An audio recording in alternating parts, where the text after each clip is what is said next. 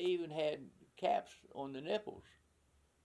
They were loaded guns, Ready to go. ready to go. All you do is pull the hammer and pull the trigger. And so I took them out on the farm. Boom. Mm-hmm. Now this was during the Civil War. Black powder was still good. Bang! I shot all the bullets out of them. Then I cleaned the guns and oiled them, and then just wiped the oil off of them. But you don't mess with the finish or anything on the gun because that would ruin the value of them. Right. But one was a Colt, and one was a Remington. Really? Remington 40. I think they were 40 caliber and 36. The Colt was a 36 caliber, and I think the Remington was a 40 caliber, I believe, but I don't remember exactly. But I'll tell you who owns them now is the nephew, Pauline Heskett's sister, son owns it now. That owns the automobile shop out in Ranson. Oh, that's where I know the name from. He's a Heffelbauer. Yeah. No, he isn't a Heffelbauer either. Is he a Heskett? What's his last name? That's what I'm trying to come up with. I know him real well. Hell, he drives the truck for my guy that helps me on the farm, and he just brought me two loads of shale. And he's in. I'll tell you his name here as soon as the disc comes around. Yeah, he's in Ranson. Ranson, is that where he is now? Yeah, he has a shop out in Ranson there, right next to the old State Road shed. Okay. Oh, and he has those two guns. I talked to him that day. He brought that shale out. I said, "Do you still have your aunt's guns?" I said I cleaned those up for Pauline because she was scared to death of them. He said, "Yeah, I've got them now." I said, "Well, I'm glad somebody in the family still got them. But do you know the history of those guns?" He said, "Yeah, I do know the history." I said, "Well, that's the important thing. Yeah.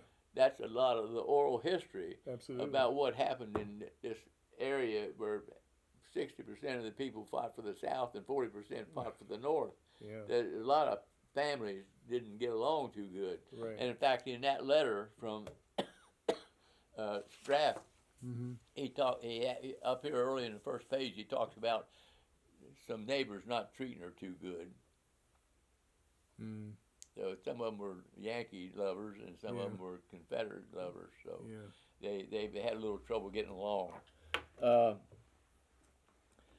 told you about the letter of that and the letter from Washington, and I told you a war story there about my wife. Yeah. That's right. But then there's this one here. Do you know about this book, The Four Valiant Years in the Lower Shenandoah Valley? It's written by Laura Virginia Hale, and it's 1861 to 65. What she did, she went to the lower end of the Shenandoah Valley. It was printed in 1986, but back in the 50s, I think, I think it's been reprinted several times, and I'm not sure about. Yeah, I'm wondering if we have it. I don't know if you have it or not. My daughter got me this copy. Yeah. But in this letter, she went to the old farmsteads in the lower part of the Shenandoah Valley and interviewed the old timers that still owned those farms back in the 50s, 40s and 50s. And that's what this is, a compilation of those farm visits, and got photographs of the houses and what happened there, and it's got. But the interesting thing, when I started going through this, I'm going to read you a very short passage. Sure. The prisoners and horses had now gotten a pretty good distance in advance. There was a skirmish up near Summit Point between Union cavalry and Confederate cavalry. They had just captured a bunch of horses and soldiers, and they were up near Locks Lane. And in this charge, John Chew and Charlie Crane displayed capricious gallantry. The prisoners and horses had gotten a pretty good distance in advance. We therefore fell back in good order down by Locke's house. I don't know, that's up my neighborhood. Though through the Griggs place, striking the public road leading east of Fagan's Mill. Now you know where that is. Fagan's Mill, where the Dan Lutz lives. Yeah. And the Fagan's Mill was behind that. It was full of antiques if he hadn't sold them all. It was chock full of valuable antiques. Really? And his sister, I don't know, I'd have to ask her what happened to him. And west to the summit, and west of the Summit Place, striking the public road leading east of Fagan's Mill, and west to the Summit Point Turnpike. That's be the Summit Point Road. Here, the advance, instead of turning east as it should have done, followed the road westward until reaching at an angle in the rear of the Slifer farm. Then attempted to rectify their mistake by striking across his farm.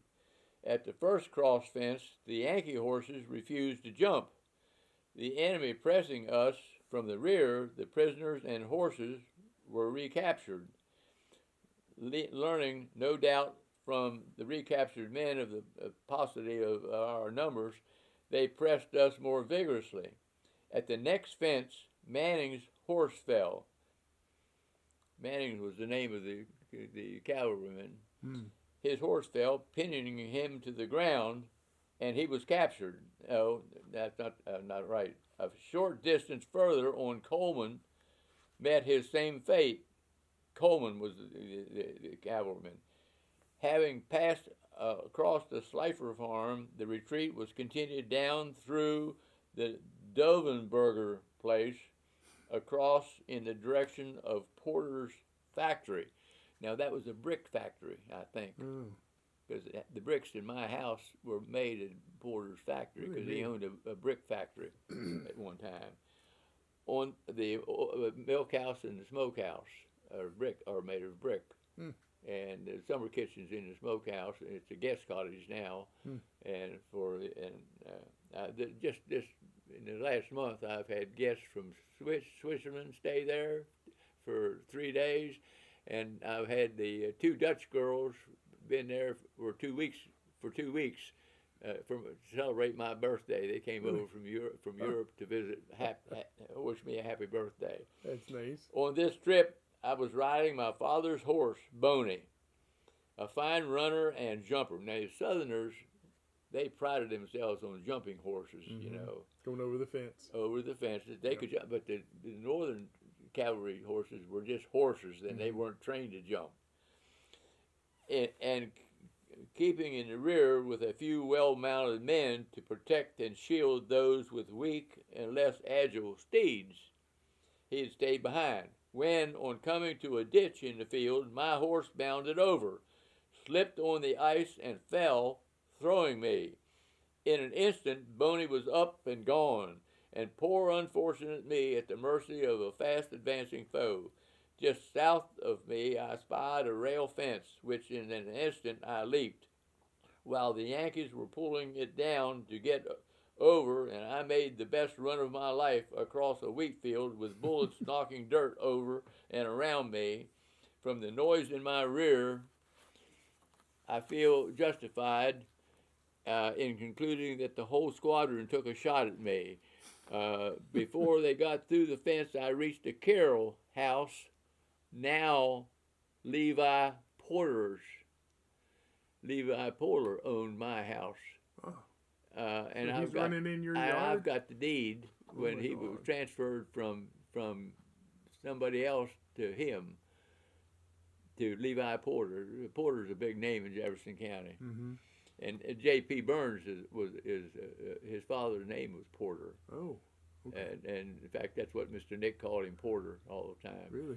But he had a bad stroke, so he drove. His truck was more beat up than JP's truck was, but he would back into everything. Anyhow, Levi Porter's, and ran in the front door and out the rear, down into the garden, and fell exhausted under a gooseberry bush. I soon observed the Yankees in the yard around the house, and before I could recover breath for another run, they ran into the garden, spied me under the bush, poor protection in February, and made me prisoner. My horse carried off my pistols and saber and bore them safely back to camp. So he ran through your house? He ran through my front door and ran out the back door. Now, you know why he did that. Because if they'd have found him in that house, they'd have burnt the house down to get him out of there. Yep. And because when you were harboring the enemy, you became subject to the war. And so that's it. That's written in this book, that she got that story from someone at that time. I don't know who she got it from. Yeah. But and it sounds unfortunately, like it's a letter. I haven't read the whole book, but I've read parts of it. But it's so sad. Yeah. Particularly up the valley a little bit, because we're the lower part of the valley, right? And it was the foragers from the Union Army would come out and go on a farm and get all the chickens, pigs, sheep, goats, cattle, and take them, and all the wheat in the barn, and all the oats, and all the hay and the straw, and for their cavalry. They lost everything, and then they actually fought on the farms, and a lot of the homes were destroyed. They'd burn the barns down after they got all the stuff out of it. I mean, the people in the Shenandoah Valley really suffered through this war. Now Atlanta suffered a lot, and some people along that march, but the whole Shenandoah Valley suffered during the Civil War, and there was a lot. It's interesting. There's still a lot of bitterness about that. There is. We still have the Civil War Roundtable in here every month. Yeah. So it's still fresh for some people. Well, you're recording this, so I won't go into that. Yeah.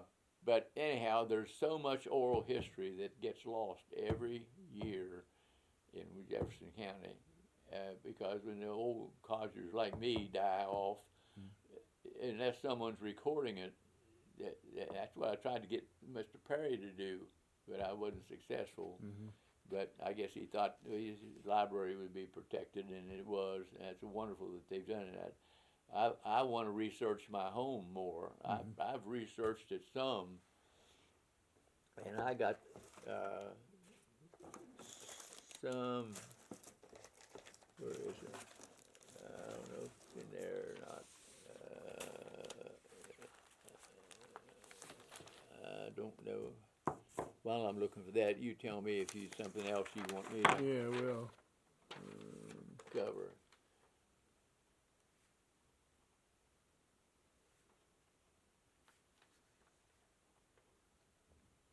we have a list of people that we're going to talk to, but if you can think of anybody, we have a list of people that we're going to talk to, but if there's anybody else you can think of that is either normally too shy or we may not think about, think about it. Well, Or Joe Shoebridge could tell you more about Patsy Cline, and because he was in the band when she sang with them. And what's his name? Joe Shoebridge. Oh, He's over at Cavalland, and he's 93 now, and he had a fall, and he has trouble playing his violin now. He can't lift his arm up high enough to play the violin. Yeah. And I said, well, now, Joe, you're a better player than that. Where do the Cajuns play their fiddle? Down here. Down there. You just got to get with it. So where does he live now?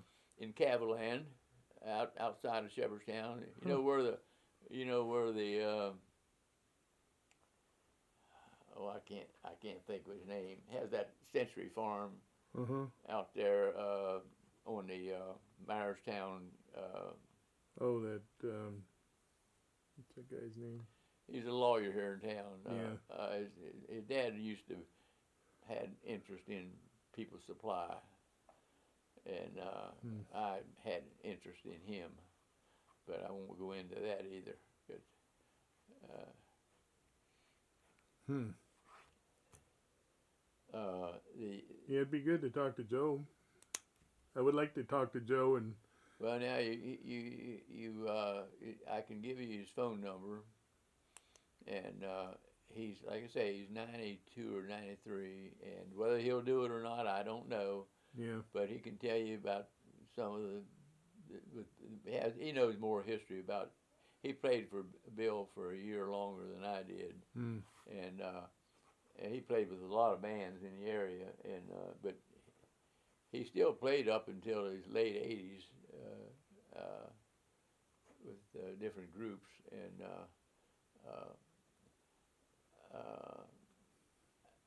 I I always said when I get old, I used to go into the courthouse down here, and you get into the deed books and you track that. But now it's all digitized, Mm-hmm. and technology is not my friend.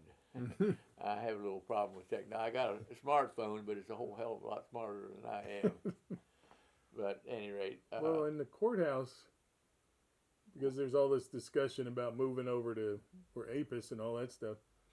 Back in their archives back in the courthouse, there's still rolled up old documents that supposedly have been digitized, but I'm afraid that they're losing some of that stuff. they're going to lose that if we're not careful, because Right.